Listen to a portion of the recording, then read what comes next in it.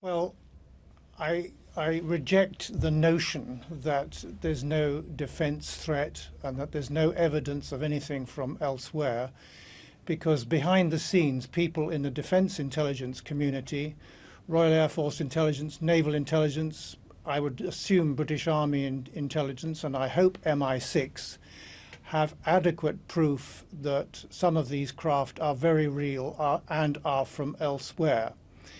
However, I accept that anything up to 90% or more of all the reports do not reflect actual alien vehicles, but they're very real, and some of them do pose a threat, and there are hundreds, if not thousands, of reports from military pilots and civilian pilots of close encounters with unusual craft in the skies. And if you think the pilots have been drinking, I can assure you radar sets have confirmed these instances in most cases. Well, not necessarily. The people who are making those statements may be ignorant of the facts.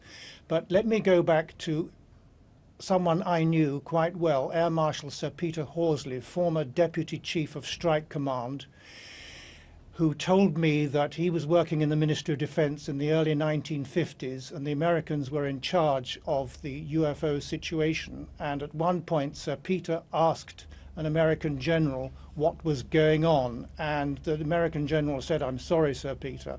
So he was not informed. However, in 1954, an actual meeting with an extraterrestrial was arranged for Sir Peter Horsley by a British Army general.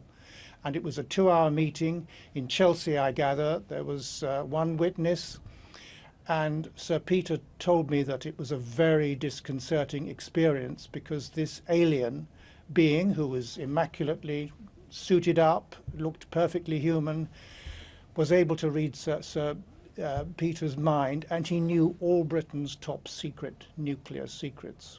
And I'm in agreement with you on that, and the Ministry of Defence. It's perfectly true that quite a number of aircraft which people see in the sky and perceive as UFOs are actually our own top secret craft. I'm 100% convinced of that.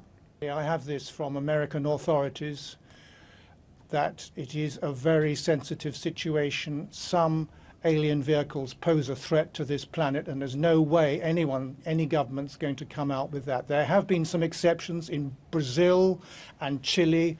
Military intelligence officers have come forward to admit that definitely some UFOs are from elsewhere, and they've had their own personal encounters with them.